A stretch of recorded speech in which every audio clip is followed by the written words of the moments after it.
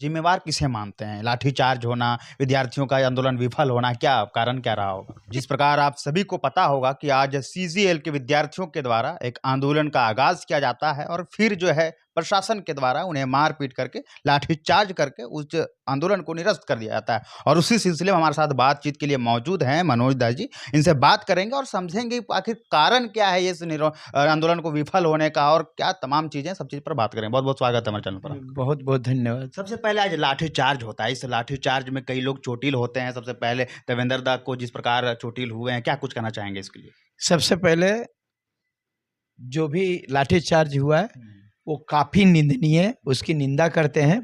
खाली हम सिर्फ ये आप लोग के चैनल से तमाम आपके दर्शकों को ये पूछना चाह रहा हूँ कि देवेंद्र नाथ महतो कोई आम आदमी नहीं है, या ये पहले जैसे हम लोग छात्र नेता था वैसे नहीं है। हम लोग लोकसभा चुनाव लड़े हैं और वो लोकसभा चुनाव में 1.5 लाख वोट लाए हैं। विधानसभा सिल्ली से जो है 44-45 हज़ार वोट लाए हैं। वो कोई आम मने आप नहीं रहे, इतनी जनता का प्रतिनिधित्व करने वाले हैं। मैं सिर्फ ये पूछता हूँ कि अगर यदि आज विपक्ष के या बड़ी पार्टी का अगर यदि नेता होते, यानी शायद अगर यदि भाजपा के अर्जुन मुंडा जी होते, या माननीय मुख्यमंत्री भूतपूर्व जो है बाबूलाल मरांडी जी होते, या कोई जो है अन्नपूर्णा देवी होती, तो क्या इस प्रकार की लाठीचार्ज होती? उनके साथ जो व्यवहार किया गया वैसा होता? इनका बाल पकड़ करके खींच करके ले जाए। हम तो प्रशासन को कहते हैं आप अपना काम कीजिए, हमको आपको काम में कोई हम दखल नहीं देंगे, लेकिन आप जो है सो मानव अधिकार का हनन मत करिए, किसी के प्रतिष्ठा पर आप वह दाम मत करिए। अगर यदि वो गलती किए थे तो आप पकड़ते, उसको अरेस्ट करते। आप लाठी जो जिस प्रकार से मार रहे हैं और जिस प्रकार से उनका बाल खींच करके आप अरेस्ट कर रहे हैं, ये कहीं ना कहीं जो है निंदनीय है। इसकी हम कड़ी निंदा करते हैं। और बड़े अगर यदि क्या राहुल गांधी पर ऐसा आप लाठीचार्ज करते, हेमंत सोरेन यदि अगर रहते तो क्या उस पर लाठीचार्ज करते? बहुत बड़ा आपको आप शेर बन रहे हैं। तो कहीं न कहीं देखिए जिस प्रकार ये घटना घटी है और सभी देख रहे हैं, सभी जान रहे हैं। लेकिन जिस प्रकार ये घटना हुई, इसका आप ज़िम्मेवार किसे मानते हैं? लाठीचार्ज होना, विद्यार्थियों का आंदोलन विफल होना, क्या कारण क्या रहा होगा? देखिए, एक तो सबसे बड़ी बात है वह सरकार की तानाशाही, और दूसरी बात है कि विद्यार्थी जितनी संख्या में हम लोगों का उम्मीद था उतना नहीं आना। मात्र 200-300 लड़के, 400 जो है सो वो भी तितिर-बितिर, और पुलिस की संख्या 1500। तो ऐसे में जो है अगर यदि हमको 30 तारीख का भीड़ मिलता, जैसा 30 सितंबर को हुआ, जिस प्रकार से 31 जनवरी को हुआ था, जो जिस समय रद्द हुआ था, याद कीजिए, तो उतनी भीड़ होती तो शायद ये लाठीचार्ज नहीं होता। और सरकार तानाशाही पर उतर गई है। और सबसे बड़ी बात है कि माननीय मुख्यमंत्री महोदय कहते हैं कि हम जो है सो सीआईडी जांच कराएंगे सीजीएल में गड़बड़ी का, और उसी दूसरी तरफ जेएसएससी कहती है कि कोई गड़बड़ी नहीं हुई। तो वह 96% झारखंडी हैं। और आप ही लोगों ने रिपोर्ट किया जो नागपुरी से आप वह पास किया है, तो हमारा कहना है जो बिहार से, दिल्ली से, पंजाब से लोग जो आए हुए हैं, सो क्या वो लोग यहाँ पर पिकनिक मनाने आए हैं? उनको मालूम भी नहीं है कि कैसा झारखंडी भाषा नागपुरी बोला जाता है, और नागपुरी में पास कर गए हैं। अगर खोटा बोलने नहीं आता, खोटा में पास कर गए हैं। ये सब कहीं ना कहीं जो है वह विरोधाभास है। ये आंदोलन जो है पूरी तरीके से विफल हो जाता है। जिस प्रकार शुरू से जब से एग्जाम होता है आप लोग विरोध करते हैं और पूरी तरीके से आंदोलन एक मतलब समझिए चलता है। कई टीचर शामिल होते हैं, कई नेता शामिल होते हैं, पूरा निरस्त हो जाता है। इसका सबसे बड़ा जिम्मेवार किसे मानते हैं? विद्यार्थियों को, नेताओं लोग को, टीचर लोग को, या खुद सरकार को? किसे मानते हैं इसमें? जिम्मेदार को है, देखिए छात्र तो बराबर बेचारे लड़े हैं, छात्रों को तो हम कभी जिम्मेदार मान नहीं सकते हैं। होता क्या है कि दिग्भ्रमित करने वाले कुछ लोग बता रहे हैं कि जब हम लोग 31 जनवरी को हम और देवेंद्र नाथ महतो नेतृत्व किए थे, पहला बार की जब सीजीएल हुआ था, और जब उसको रद्द कराने के लिए, और वो तुरंत ऑन द स्पॉट रद्द हुआ था। ऐसा मौका जो है हम लोगों को सितंबर में भी 2 बार की मिला, और दोनों बार की जो है हम लोग जो भी वार्ता हुआ या उस समय हम लोग नहीं इसका फायदा उठा पाए।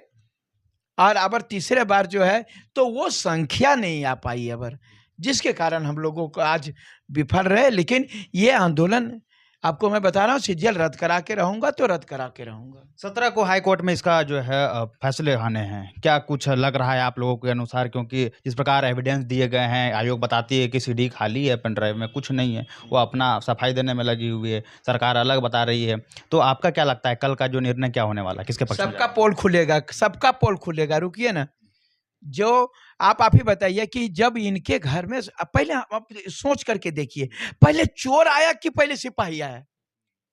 पहले चोर आया होगा, तब सिपाही की बहाली हुई होगी चोर पकड़ने के लिए। इस बात को मानते हैं कि नहीं? इस बात को समझिए कि ये लोग जो है सो बार बार हम लोगों से बोले जाते हैं कि अगर यदि आपकी चोरी हुई ही नहीं तो इंटरनेट बंद काहे किए? आप दूसरे तरफ वह आप, ये लोग अंधे हो सकते हैं, ये लोग दलीलें दे सकते हैं, जो चोरी किए हैं वो थोड़े बोलेंगे हमने चोरी किया है। कौन बोलेगा मेरा दही खट्टा है? ये लेकिन न्यायालय देख रहे हैं। न्यायालय जिस दिन से ये जो है सो हम लोगों का हुआ है एग्जाम, ये पहला एग्जाम है, जो एग्जाम के दिन से ही आंदोलन शुरू, एग्जाम के दिन से आंदोलन शुरू, कि उस दिन हर हाल में जो है हर कोई ऐसा ये नहीं कि ये लड़के फेल कर गए तो आंदोलन कर रहे हैं। आंदोलन तब से कर रहे हैं जब से ये परीक्षा हुई है, यानी गड़बड़ी के खिलाफ। 17 को जो फैसले आने हैं, क्या लगता है किनके पक्ष में आएंगे? आप देखिए, न्यायालय है, निश्चित रूप से न्यायालय सब चीज देख रही है, और न्यायालय निश्चित रूप से वह छात्र हित में जो है सब फैसला आएगा। क्योंकि छात्रों पर जो लाठी पिटाई हो रही है, इसके पहले भी जो है वह फर्जी केस मुकदमे हो रहे हैं, तो ये न्यायालय देख रहे हैं कि आखिर में किसी को आवाज उठाने का हक नहीं है क्या? तो फिर हमारा न्यायालय क्यों आएंगे? जो न्याय मिलेगा ही नहीं। ये गड़बड़ी यदि नहीं किए हैं तो वह सीआईडी जांच क्यों करा रहे हैं? तो जांच ही कराते, सीबीआई जांच क्यों नहीं करा रहे हैं? अगर यदि इतना हड़बड़ी क्या था, जब न्यायालय का 17 तारीख को फैसला आना था, जिसके कारण लड़के कम आए, सोचे कि अब न्यायालय में 17 को फैसला आएगा, इसलिए छात्र की संख्या कम रही, जिसके कारण आज हम लोग लाठीचार्ज में पिटाए। अब सब चीज होता है, आंदोलन होता है, उसके बाद कल सुनवाई भी होना है। अगला आप लोग का क्या प्रोग्राम रहेगा? किस प्रकार आप लोग इस आंदोलन को कैसे अगला मोड़ देने का काम करेंगे? और खास करके जो आप लोगों से उम्मीद लगाए बैठे हैं विद्यार्थी, हम लोग सोशल मीडिया वाले हैं, लगातार हम लोग कमेंट्स पढ़ने का काम करते हैं, वहाँ आपका नाम, आपके संगठन के नाम होते हैं कि इन पे हमें ज्यादा उम्मीद है। क्या कुछ कहना चाहेंगे? अगला क्या होना देखिए, बात है, मैं तमाम छात्रों को जो हमसे उम्मीद करते हैं, हम उनको धन्यवाद देते हैं। हम आपको धोखा नहीं देंगे, हम लोग गद्दारी नहीं करेंगे, लेकिन हम लोगों को भी जो है सो आप समझने का कोशिश करिए। आप संख्या नहीं दीजिएगा, हम कैसे लड़ेंगे? हमको आप हथियार नहीं दीजिएगा, कैसे लड़ेंगे? पिछले बार हम लोग एविडेंस मांगते रहे, एविडेंस भी नहीं दिए। पिछले बार की आप संख्या नहीं दीजिएगा, संख्या भी नहीं दीजिए। आप घर में बैठ करके खाली कमेंट करिएगा तो कैसे हो पाएगा? हम लोगों के ऊपर केस होता है। अगर यदि हम लोग उस पर बेल लेकर के नहीं रहेंगे तो हम लोगों को भी जेल जाना, फिर हम लोग जेल चले जाएंगे, फिर आपका नेतृत्व कौन करेगा? आप मेरे जगह में रख करके देखिए, आपके जगह में मैं रहता हूँ स्टूडेंट, और हमारे जगह आप छात्र नेता रहिए।